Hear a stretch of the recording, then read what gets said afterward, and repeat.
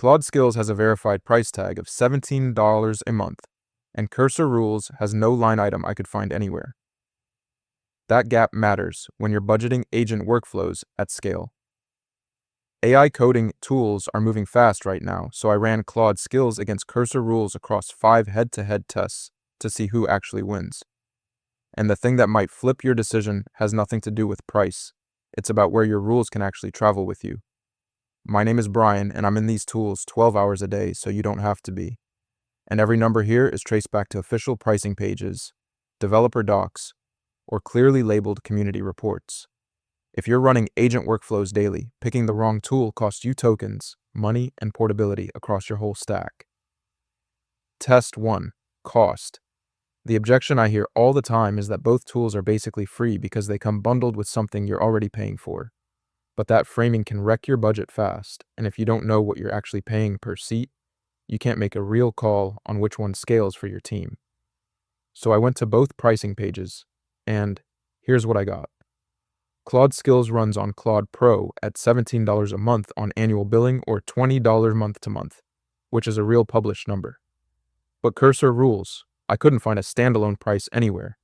It's bundled inside Cursor's IDE plans with no line item, and a community blog puts Skills around $18 a month, which is pretty close to the official range, so that checks out.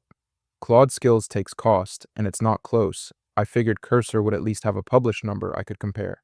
But there's just nothing there, and when one product has a clear $17 to $20 entry price, and the other has a question mark, the cost lens goes to Claude Skills every time, putting the score at 1 to 0. Test 2. Coding benchmark performance. A solo dev shipping a real project on a deadline needs to know whether these tools actually produce working code or just enforce style guidelines. Because if your tool looks good in theory but falls apart on a full build, you've wasted a week finding that out the hard way. What surprised me here is how different the evidence types are. I found a community report of Claude Code, building a complete site from scratch with no IDE needed at all, which is pretty interesting. But Cursor Rules has community reports about improving code quality and reducing review churn. And since these are completely different test setups, I can't put a score on either side. This one's a tie. I went in thinking one side would have a clear benchmark edge, but the data just doesn't line up for a fair fight, so Claude Skills has real-world build evidence. Cursor Rules has quality guidelines.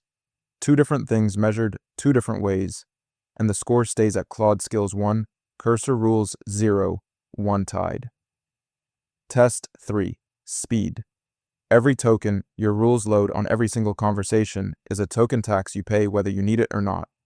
And if you're running dozens of agent sessions a day, that overhead stacks up fast and slows down your whole workflow in ways that are really hard to notice until you're literally hammering it. So I looked at what the community is saying, and the directional picture is pretty interesting. Claude Skills load only when triggered, so you're not paying that context cost on every conversation, while Cursor Rules load on every session by default, which adds overhead, though Cursor does have /commands that speed up repetitive prompts. And I'd take all of this with a grain of salt because there are no measured latency numbers for either side. Speed is another tie, and I went in hoping at least one side would have a real latency number I could point to. But there's nothing measured here, just community direction. So Claude Skills looks slightly faster on context load. Cursor Rules win on workflow shortcuts, and no hard data means no winner, leaving the score at Claude Skills 1, Cursor Rules 0, 2 tied. We've still got context limits and deployment portability to get through, and those 2 dimensions are where the real cost of ownership story lives. Because if you're building on more than one platform, or your context window fills up mid-task, everything you've seen so far could matter a lot less than what's coming next. Test 4. Context and output limits. 200,000 tokens is the number that matters here. And if your tool's rules eat into that window on every single conversation, you're burning context budget before your agent even starts working, which for a big code base with lots of always apply rules is a real cost you feel on every single run. Here's what I found. Claude's 200K context window is verified right on the official pricing page and covers every plan. And what's really interesting is that Claude Skills use progressive disclosure. So only the name and description preload and the full body only pulls in when you actually trigger the skill, while Cursor advises keeping always apply rules under 200 words, specifically to avoid burning tokens, which is community reported but a pretty telling design constraint. Claude Skills wins context and output limits, and this one genuinely moved me. I figured context window size would be a wash, but the combination of a verified 200K window plus load-on trigger efficiency is a real structural advantage. And Cursor's 200-word rule-limit advice tells you everything about how it handles overhead, putting the score at Claude Skills 2. Cursor Rules 0, 2, still tied. Test 5, Deployment and Modality. A lot of people push back on this one and say portability doesn't matter if you just live in one IDE. But the day you want to run the same workflow in Claude Code, the Agent SDK, and your Claude.ai chat window, a proprietary rule file that only works in one tool becomes a real blocker. So I looked at how each one actually deploys, and Claude Skills follow the Open Agent Skills standard at agentskills.io and run across Claude.ai, Claude Code, the Agent SDK, and the developer platform.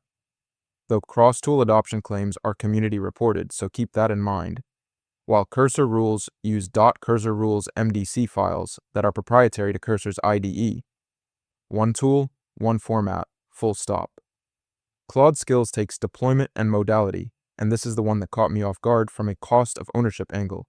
I figured Cursor's deep IDE integration would at least make the portability gap feel smaller. But 4 platforms versus 1 is a pretty wide gap, and that puts the score at Claude Skills 3.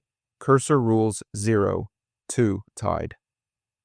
Claude Skills wins on 4 concrete things: a verified 200K context window on every plan, progressive disclosure that loads skills only when triggered, so you're not burning tokens on every conversation, a clear $17 to $20 monthly price you can actually budget, and an open standard that runs across 4 platforms instead of just one. Cursor Rules wins on 3 things if you live inside Cursor: deep IDE native integration with .cursor rules. MDC files gives you project context right where you code. Custom/commands cut repetitive typing for agent workflows. And quality guidelines that reduce code review churn are a real-time saver for teams working in a shared Cursor environment.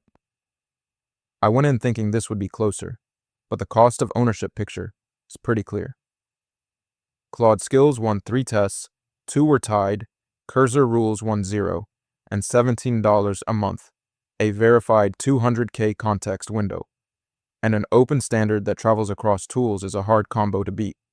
So if you need cross-tool portability and token efficiency, Claude Skills is your pick, but if you live entirely inside Cursor and want native IDE context, Cursor Rules is worth it. If you want to see how Cursor stacks up against its closest direct rival, I did a full head-to-head in my video called Windsurf versus Cursor, and the results are genuinely interesting because the IDE integration story gets a lot more complicated when you put 2 native tools side by side.